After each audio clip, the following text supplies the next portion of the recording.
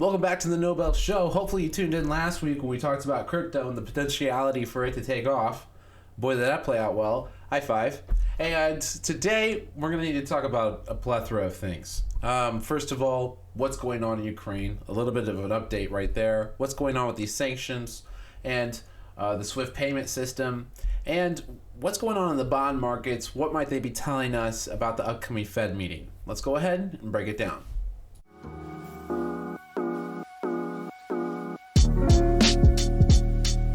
Alright, so let's go ahead and kick it off with this nuclear talk. Putin put his team on high alert when it came to nuclear deployments. Apparently, Russia is acting like they're afraid that they're going to get nuked.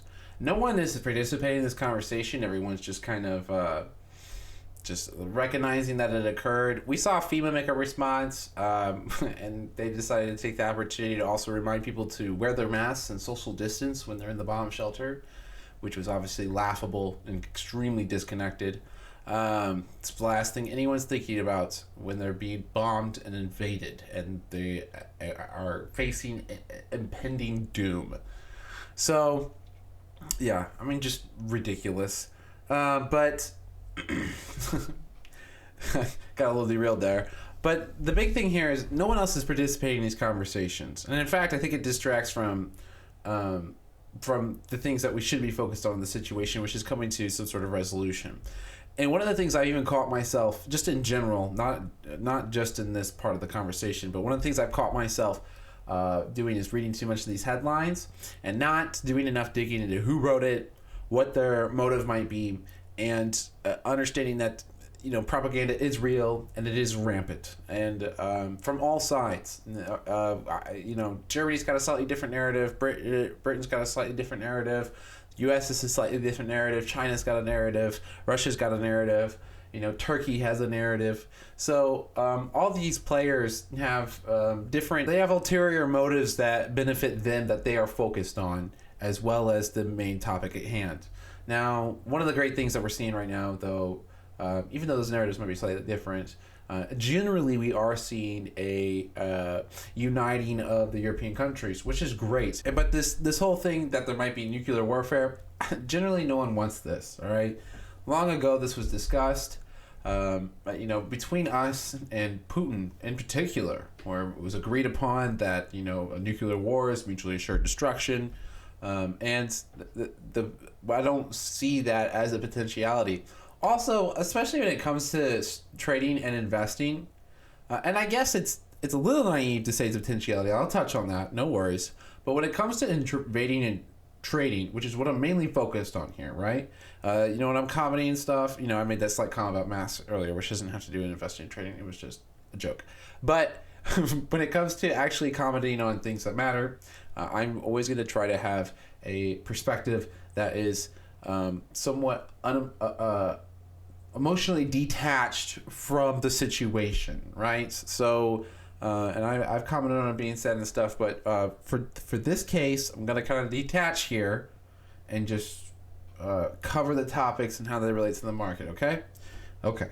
We're all same page. So, continuing. What are we planning for, right? You got to plan for an ultimate doomsday? Like, what is your end goal for that type of scenario? If the market crashes to oblivion and most of the people die and you have all the money, then you get robbed. So, like, that's not the type of black swan event that I really like to even plan. Because if it occurs, I mean, what are you going to do? You're going to call your loved ones or something. Just in general, when things come down to that, I prefer to wait to see how it occurs.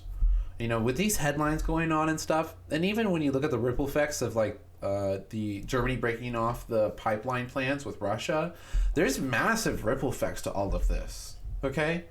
Because you got to think, the pipeline cuts off. Okay, the pipeline's 20% of Germany's energy. Literally 20%. That's massive. Okay, so if gas prices in general, and a huge portion of Europe in general, by the way. So gas prices go up. Okay, so that means energy goes up in general because our oil is already going up, right? Because oil is a big supplier from Russia and Ukraine, and everyone's trying to stop using those products. Not so much from Ukraine, but you can't really get access to Ukraine's right now. because they're being invaded. So while this is going on, those energy prices rise. Energy is a tax on literally everything. So even when it comes to how much it costs for a factory to produce a certain product, if the cost of energy to run the factory is higher, then that will eventually reach the product, eventually reach the customer. So it literally affects everything. And one of the first things we see it affect is food, which might be confusing to some people, but we've already seen that affecting food. And when we're looking at different commodities markets, we're seeing soybeans and wheat skyrocket. And this is because of also a shortage in fertilizer. So not only is there a shortage in fertilizer, but there's now this, rapidly rising gas and energy prices that are putting that compounding issue on fertilizer, which is then going to have a compounding effect on food prices. So this is all, I think, mainly what the bond market has started to react to. In general, we got TLT and TNX. TLT, TNX. You see this bottom left-hand corner. All right, this is...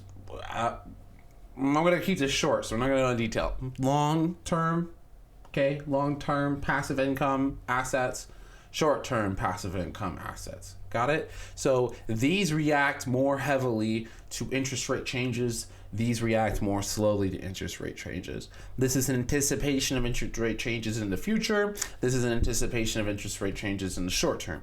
That is not a full description. So please do not think that I just did a full educational walkthrough. I'm just keeping it short and brief, just for what pertains to the topic at hand. These moving like this, down 7% in one day, that's a big move. Okay?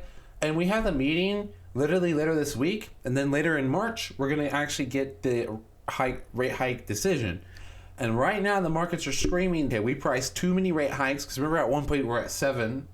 And remember, if you remember earlier in the year, I said 3. I said 3 is a good number. I've been keeping up and reporting it to you, but a 7, I never thought 7 was going to happen. I've been disagreeing with the market. Seems like the market's starting to face that reality now, and this is also being massively. But you have to consider, okay, if we're not gonna get the rate hikes, and maybe we will also slow down on rolling off the balance sheet, which is part of the debt buying asset program, tapering. So these effects are definitely showing that the Fed will probably not be as harsh on tightening monetary policy due to the global effects. It's not going to be directly related to the actual invasion of Ukraine. It's going to be more related to the ripple effects of the sanctions. Now, when it comes to trading and investing, this is bullish. But it's bullish for all the reasons you don't want. Obviously, if there's going to be a fall off on the harshness of the monetary tightening from the Fed, that is bullish for the markets. It means there's more liquidity, money's not as expensive, yada, yada, yada. But the reason it's occurring is not as bullish because it's so unpredictable. There's so many ripple effects here. I don't think it would be too ridiculous to even wonder if we start to see banks have some issues and some concerns about them kind of capitulating in this type of environment. They're facing a lot of problems, and we're getting, especially from cybersecurity. Let's keep in mind. Please have cybersecurity in your mind. If you're a trader, the way we trade events like this is we want to think about all the potentialities. We don't want to predict. It's impossible to predict these things, right? So if you try to predict, you're just gambling. Okay? But you want to write down the potentialities of what you think could happen so that if it does happen, you could be one of the first to react. That's the best way to do this, okay? So that's how you want to handle that. So back to this situation. One of the things I can't stop considering is okay, what if we see a massive squeeze on energy prices? Because even uranium was taking off today, and that's just because Ukraine is also a massive uranium provider, and also a major food provider to China. We just talked about how all of that's playing out. So these issues and this inflation could get a lot worse. And the Fed might want to ease and then into a slowing economy. And the slowdown will be because of the inflation, because of the energy crisis, which will cause prices to go up, which will cause people to stop buying, which will hopefully correct itself and cause prices to come down. Now, the issue here is how long are these prices going to stay up? There's still, I think, this narrative that this conflict will resolve itself quickly. I don't see an end. In fact, I don't even think we've hit the worst part of it. Okay? So, like... And that's just more commentary on, you know, where Putin's mindset is. And, you know, I'm leaning, and this is speculative, I'm leaning towards a more aggressive Putin. You know, we saw a headline today saying that he was going to sit down and have more peace talks in 2 days. What is it? While there's literally sitting having peace talks, there's bombing in the background. And they're like, oh, we'll come back in 2 days and have this conversation again. It's like, that's not going to happen. In my opinion, that's not going to happen. Russia's already behind schedule on what they would like to occur. To think that they would, you know, slow down from their plans and not just go ahead and complete the mission, I think it doesn't make sense to me. And like I said, that is speculation. Because at this point, I'm not really sure what their aim is. The aim was supposed to be, well, the aim I thought originally was to take over Ukraine, set up a new government, and then try to enforce it. But looking at everything going on, I don't know if Russia can even expend that many resources to do that. And maybe Belarus steps in and helps them secure that government. And then maybe you have enough economic resources to enforce that. I just don't see it being probable. I mean, you've already had so much trouble taking it. Imagine how much trouble is going to be holding it. This narrative that's expanding around, you know, Ukraine being able to defend themselves, I don't see it. I don't see it. You know, the only reason they've lasted this long is because Russia has decided not to just straight up bomb the capital and the major cities. Russia could flatten this country if they wanted to. Putin could easily flatten this whole country in a matter of days if he wanted to. The people don't understand the massive difference in military might between Russia and Ukraine. Yes, there's 44 million people in Ukraine, but Russia is historically a militaristic entity. And Putin's done nothing but continue to build up the military. You have to think about all the, he came out of the Cold War, and now that I'm learning more also about that area and about him and his history, and to try and anticipate or to help with my planning of potentialities of what could occur, because I had some preconceived notions I had to break down, so I had to do a deep dive. That's what I've been doing in the past few days. But his upbringing is first of all pretty religious, and also the mentality that Russia deserves to be a world power, and the West is what has been keeping and suppressing them from reaching that position, which they are, in his opinion, deserve. They deserve it. They're entitled to it. And so, a little scary when you think about it. But and him calling, him mislabeling people. He's like a very at this point it just kind of seems like an even more aggressive Justin Tree Poop. So the joke. I probably shouldn't make that joke, but I did. When I'm analyzing this, I don't think he'll actually use nukes. I don't think he actually wants to implode his country. But I do think as this continues to progress, that there is a potential that he just gets booted. Russia is actually, the organization of this government is very different. There's lots of oligarchs. They all have different roles that they play within the government. Putin pitches himself as a dictator, as an overall all-seeing dictator. This is not actually the case. There are plenty of potential outcomes that lead to him basically being booted out of power. This is totally probable outcome. Now, it would be a volatile movement to have to do that. But as we see the narrative really turn on Russia, as you know, especially the social media toll is going to play a role in everyone's emotional reactions. These headlines are definitely working, and I think that this is going to put pressure on Putin in a much different way than just the global players. So everyone's worried that he might nuke us or nuke Europe, or I mean whoever at this point. The way they're painting him is just like a mad dog that will lash out at anything.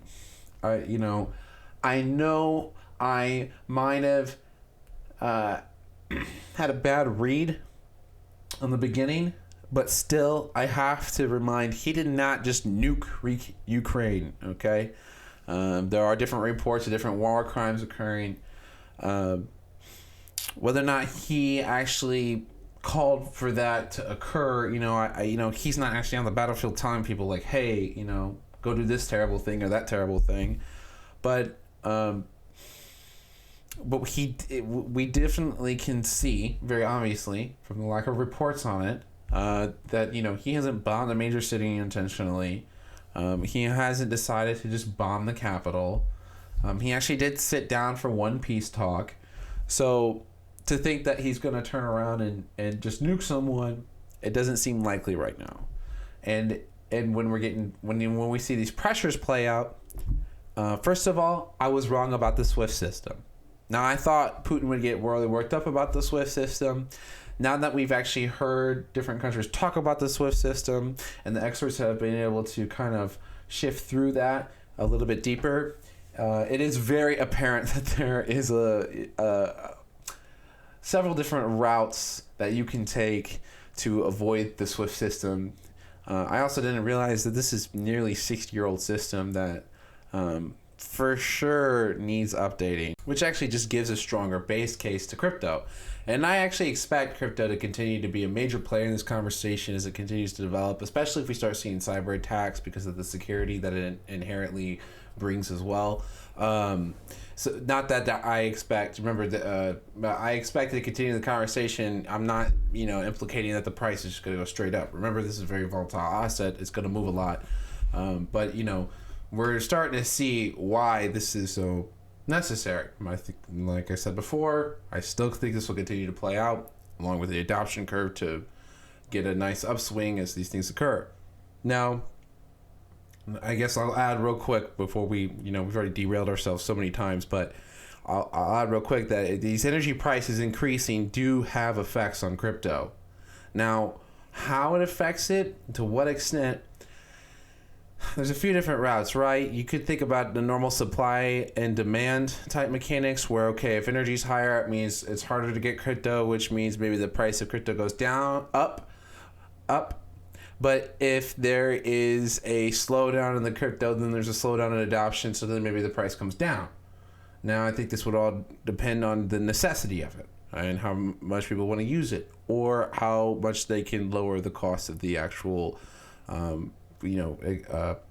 transfers or transactions that occur on whatever coin chain. Like Solana's super cheap. Maybe they maintain that cheapness in a high energy environment, where Bitcoin rather is still going to be really high, but still maybe serve as that store of value type of asset. I've been talking to some people too about how to fit that in a portfolio. I think it more mimics like passive income investments, but with the potential for more upside there.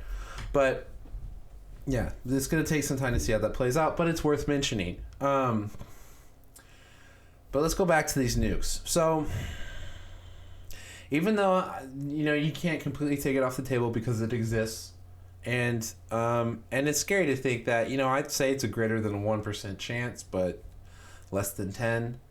Anything over 1 is scary though. So, but it's hard to plan around, right? We've already covered that. So, I'm not writing it off, but I'm not saying that it's a trading event or something that I'm going to really elaborate on, especially since no one else is participating in the conversation. Does that mean that he won't do something dramatic? Maybe Hitler never had nukes. We never really had scenario play out where there was this highly nefarious actor who seemed like he was a wild card, who had, the most nukes in the world, so they claim. You have to remember that a lot of those are old USSR nukes, and so how many of those are actually functional is questionable. So, and I don't want to, I don't want to elaborate it past that because I don't think it'll actually play out into the conversation. Does it mean that it could? No, it doesn't mean that that's a for sure guaranteed thing, unfortunately. But I do think that before we see that, we will also see cyber attacks. And, I think those are just as scary, if not more scary, than the potentiality of nukes because of the offensiveness of cyber, hacks. It's really hard to defend massive cyber attacks, but it's really easy to do them. And so if we see major global players start to participate in some sort of cyber war, which I think is the future of combat, because we're already seeing that everyone's immediate reaction to someone's aggression is like, okay, well, we don't want war or bloodshed. What if we just destabilize their infrastructure, destabilize their supply chains, cut them off economically? These are things that we're doing in more outright ways with Russia, but these are things that you could do in more devious ways with different cyber attacks towards, we covered this before, but towards companies that aren't going to have the same type of defense systems as a big tech company and aren't really used to receiving large cyber attacks. Colonial Pipeline is, the example that I continue to revisit for that. So that's really concerning. That's still at the forefront of my mind. It's still something that I'm constantly thinking about. I think everyone is generally aware of this. I every once in a while I'll see a headline, someone commenting on it, a leader here and there. But like I said before, there's a huge vacancy in positions to fill these roles to keep, these systems safe. And, I don't think that, well, in some ways that exists here in the West more than it does in, let's say, China, who has a hand in the puppet of their corporations and can force them to do whatever they want. But here in the U.S., we'll have to work closely with our big tech companies to get those things resolved. And my worry there would be the additional communication and disconnect between what our leaders want and what they can actually understand. There might be there might be lag there, and whereas the efficiency that the Chinese government might have might be a little bit higher, especially considering the fact they graduate as many engineers as we have every year. So not that I think that China's making any move, although we've seen touching on how this conflict could further break down. This video is already getting a little bit longer than I intended, but we're seeing that Brazil's decided to go neutral, China's neutral, China's main indications now that they are siding with Russia. Turkey's decided that they are neutral, and in fact they've told everyone to keep the warships out of the Black Sea because they're a big trading partner with Ukraine and Russia, and they just want no one to affect that because Turkey also wants to become Erdogan wants to build up Turkey to someone who can play on the global field. He probably needs to start with learning basic economics so that his currency doesn't go to complete dust, and most of his people have to go right into Bitcoin because he mismanaged that so miserably.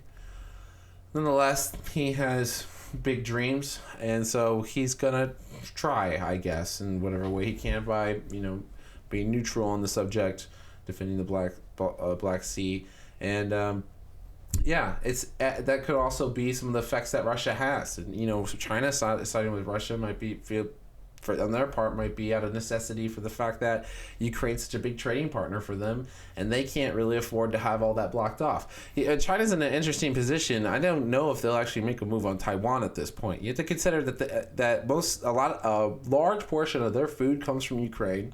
We just raised tariffs on them. If they decide that they want to outright go to war with us, I'm surprised that they even made a comment on Russia. And this is not a confirmation that they have fully sided with Russia, but there is some speculation over their current moves that there could be a motive to do that. But, we have to think about like how easily we could just starve them out. You can't eat semiconductors. Something else that we've touched on. And so maintaining that relationship is really essential for them when they have so many pressures. And of course, they also have energy issues that they are battling with. And, they also had lots of recent flooding last year, which was causing which caused issues that are now being persistently bad for them. And just like us, they're also showing signs of an economic slowdown. So, yeah, if you can't tell, there's a whole lot of factors in this market. There's a whole lot going on. And I've done a lot of speculation on what I think could happen. We tried to touch on the bond markets, mention crypto, that nuclear talk. Ukraine's going to fall, but, I'm no longer certain of what Russia's real aim is. If Ukraine went neutral, I would think that would appease Russia, but Zelensky's shown no indication that he has any intention to go neutral. And even today, signing papers to join the UN. I think this further provokes him, Putin, that is. And so I don't want to see that, which is, why I think he can get more aggressive. But like I iterated with the new things, I don't think he'll go to that extent. But it's a lot. There's a lot of propaganda. Like the indication that they'll meet in 2 days from now to discuss more peace talks. I don't think that'll happen. I think that's propaganda. Or even Putin's comments about the SWIFT system. I understand there's a lot of thought that he's a mad dog, but I do not think that he was unaware that they could avoid the SWIFT system before they engaged in this conflict. Putin's boasted about how Russia can handle any sanctions thrown at them. And they do, as we covered before, have this philosophy that they kind of want to exist outside of the world order as like their own superpower that is self-sufficient holistically. And so he's trying to act unfazed right now. Eventually, this will phase them. Eventually, they will feel this. But right now, nothing. These are very weak moves. They are moves, though. And they're trying to put the pain on Russia. But, as we're seeing in the bond markets, as we're seeing from the global markets, as we're seeing from the expanding conversation, Germany in panic mode. They need to be self-reliant. But the rest of the world needs to be self-reliant. And who was talking about this last year? And how we're having a decoupleization of globalization, and how this could lead to potential of war, and less trade means there's a less of a need to work together. So as these countries push themselves to become self-reliant over the next few years, I do not think that even if the Russia-Ukraine situation kind of calms down, I do not think that is the end of tensions in geopolitics, which is concerning. I'm not happy about saying that, but I just think that as these countries start to butt heads more, sanctions bounce around, cyber attacks become more rampant. You might even see just ghost attacks that seem to come out of nowhere that hit different players. I kind of think of every cyber attack that's occurred as a test, and to see if it'll work. And whether it's a criminal organization doing it in cooperation with the various government, or maybe even our government, I don't know at this point. I think it's highly unlikely that the U.S. hasn't been doing cyber attacks. And I've heard people say, well, we haven't been hearing much about cyber attacks. And I don't know what they're talking about. Because even today we saw that the Russian banks had upped their security because they got hit by a few. Who's doing that? I mean, I would, I guess it's not worth putting a name out there, but it's someone's doing that. And so, and even Anonymous, which is,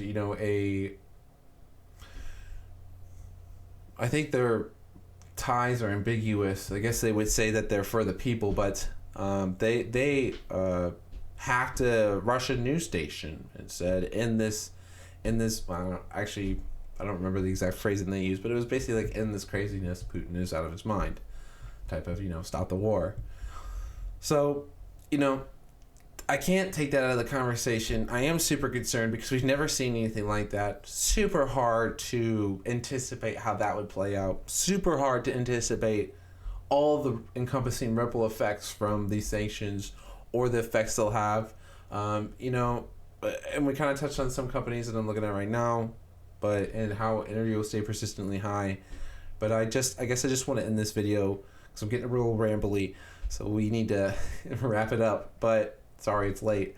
But when it comes to this environment, it's so hard to predict anything. It's really hard to trust the news.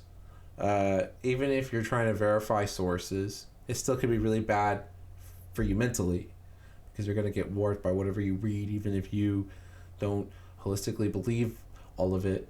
And we're already seeing, markets react in a way, but I'm letting the markets tell me. All right, I'm outsourcing it to all the market participants. I'm laying out some things that I think could happen. Shout out to the newsletter where I kind of laid out some things for the Fed talks. What I think could happen here, different potentialities. I think I gave a few percentages for okay, this might happen and that might happen. This is how I want to position for this. This is how I'm positioned for that. Because I'm not, right now, there's too many outcomes for me to even take a small play and to try and predict what I think could happen. I don't have a high enough conviction in anything to justify that anyways. But I'd rather just want to be the first one to react to what could happen, And I guess I should just take a moment to comment on the fact that the market's melting up. We've covered this before, but passive markets melt up. The market might think it has a lot of this already priced in. And a lot of people are even saying that. Okay, we got the original invasion. Russia's in there, but they're losing. So, yay. It's they're not losing. They're not losing. I know the news has you thinking that Ukraine can pull off a miracle defense. Look, if Russia wants that capital, they'll get it. Okay? There's no comparison between the military might between these countries. Even, and I know the civilians are stepping up, very heroic. Yes. But it's still not enough. And shipments are coming in. Apparently some have arrived, and I think even the Discord, we got a little bit of a breakdown of that. Finland, Norway, Denmark, Netherlands, Belgium, Sweden. I know that U.S. sent some as well. Oh, I guess Britain just collected the data for the other things, so that's their contribution. Anyways, that's just kind of where my eyes are at right now, what I'm kind of analyzing right now. There's a lot of company opportunities, but we've already run so high on time that I'm just going to go ahead and cut it here. Remember to check the links down below. Join the Discord for the ever-evolving conversation. You can also find the newsletter link down below, which provides some more commentary on what I think the Fed could do, potential outcomes of that, and how I think the market will react. I hope you enjoyed today's episode. I hope I'm getting a little better at this over time. We're on episode 20 or something, so this has been fun. Appreciate you subscribing and liking the video and joining the Discord and liking all the social media pages. That's so cool. It's so awesome. And we've got some other cool stuff coming out. And, we'll be shooting off some educational videos as well, which I think will be great. We'll be doing a historical analysis that I think you'll really like. And then I'm really excited to do as well, which is a breakdown of how globalization occurred and maybe we'll touch on some fourth turning type conversations as well. So make sure that you got the notifications turned on so you don't miss any of the new videos that come out. Just go ahead and ring that bell next to the subscribe button, and I'll go ahead and see you on the next episode of the NoBS Show.